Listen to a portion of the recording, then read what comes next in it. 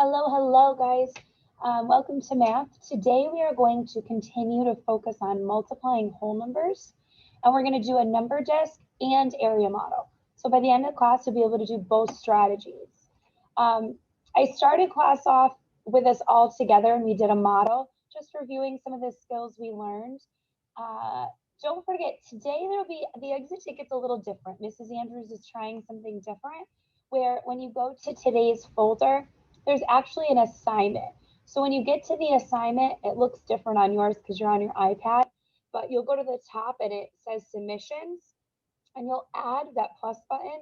You'll add an image. So you'll add your photo of you solving this problem. So it's a little different today, but I just want to be able to see your work. So instead of emailing it to me, you'll submit it on Schoology. We already solved this problem together in class. Now what we're going to do is we're going to list as many multiples as we can of 5. So we're going to skip count by 5s, but our trick for today is we're going to start at the number 25. So let's go ahead on your whiteboard or piece of paper. On your mark, get set, go.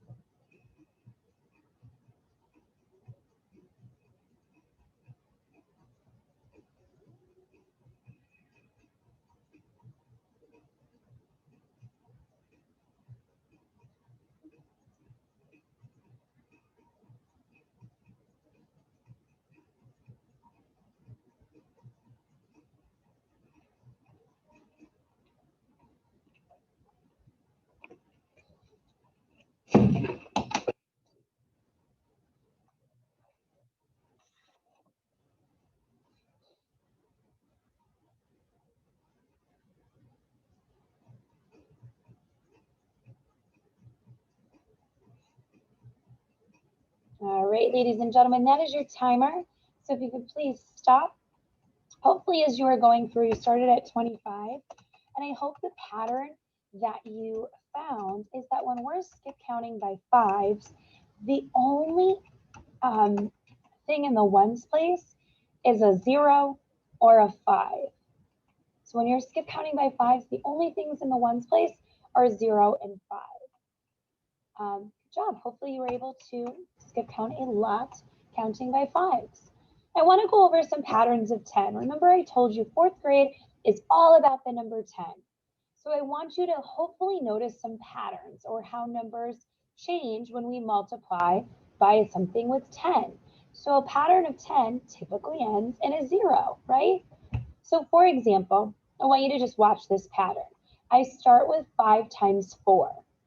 So when I'm multiplying 5 times 4, I know it's 20.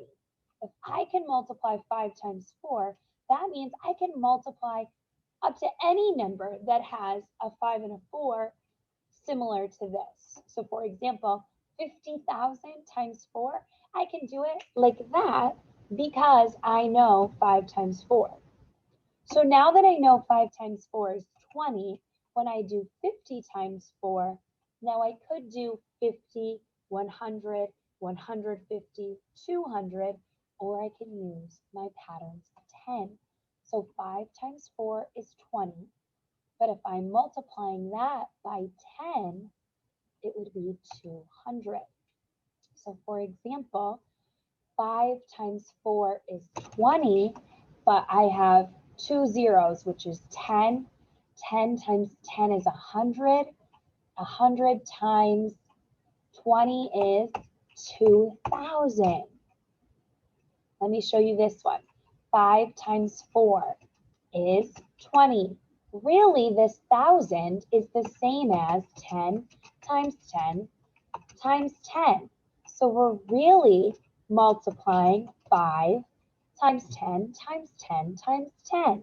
So I would add 1, 2, 3. I would add that 1,000, right?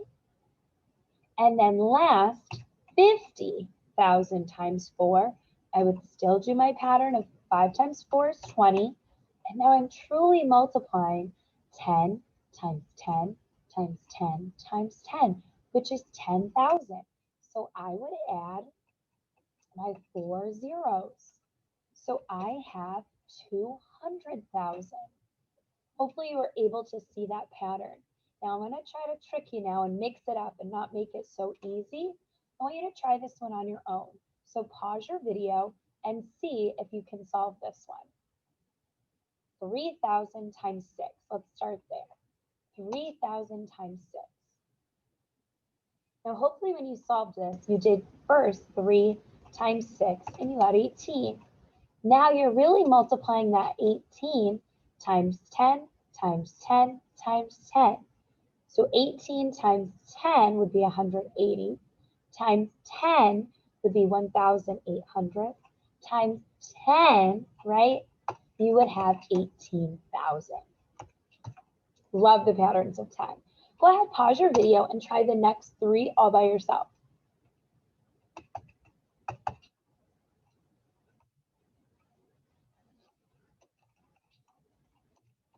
The last one I think was pretty easy for you because it was just skip counting 9 2 times or 2 9 times.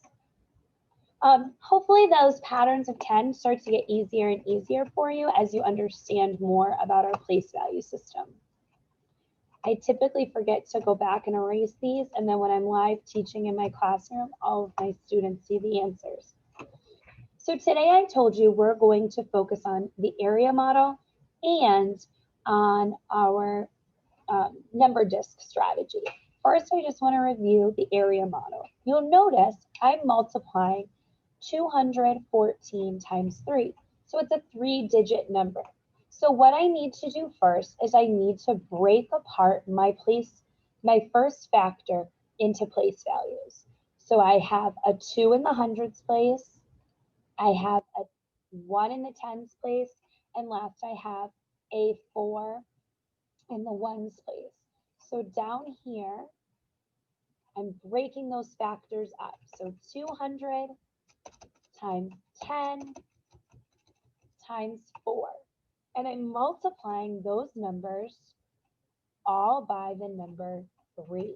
So when I multiply them, I truly have 200 times 3, 10 times 3, and 4 times 3. Remember we talked about take the top, take the side, make them meet.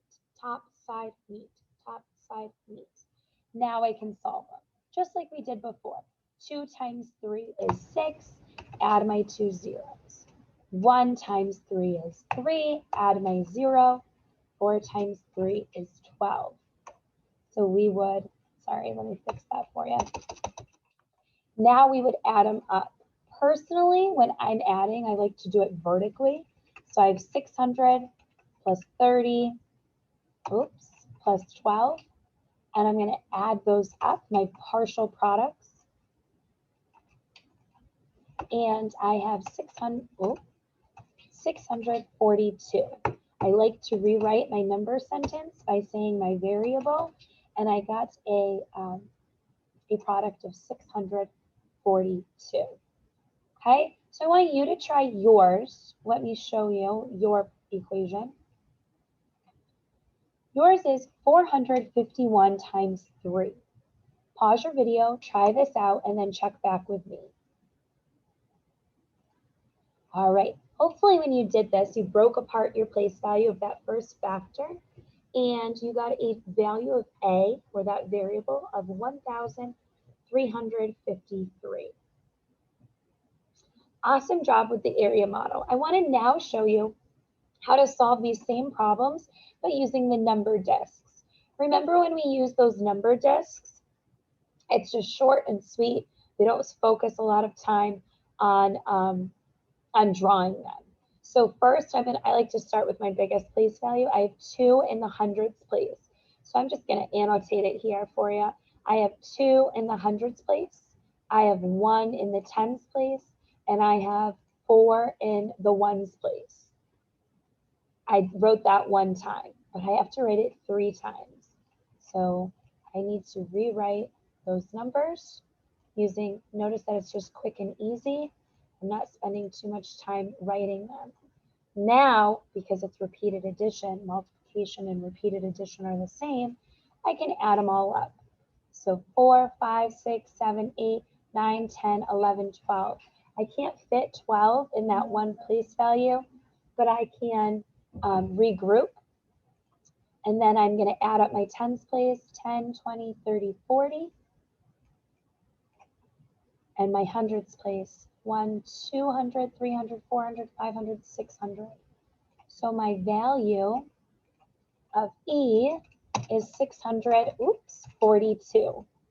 And that's what we got on my other one, correct? Let's just check back, make sure. 642, 642.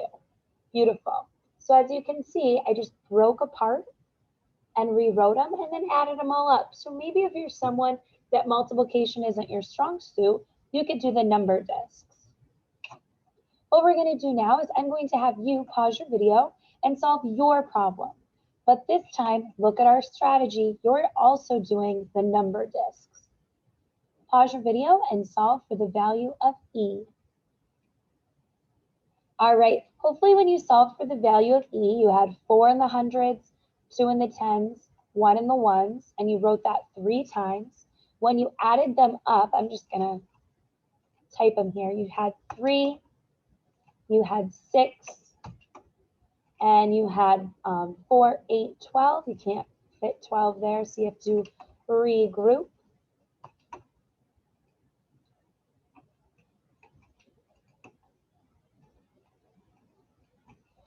And you should have, for a value of E, 1,263.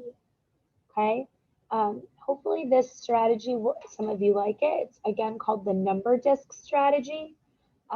Just another way that you can multiply to get an answer, which I think it's always great to have multiple strategies. So I told you earlier that our exit ticket is a little different today. So what you're going to do is you're first just going to solve this equation either using the number discs or the area model on your whiteboard or piece of paper. Take a picture of it, and then you're going to go to Schoology and you'll submit it in today's folder under the assignment. Okay?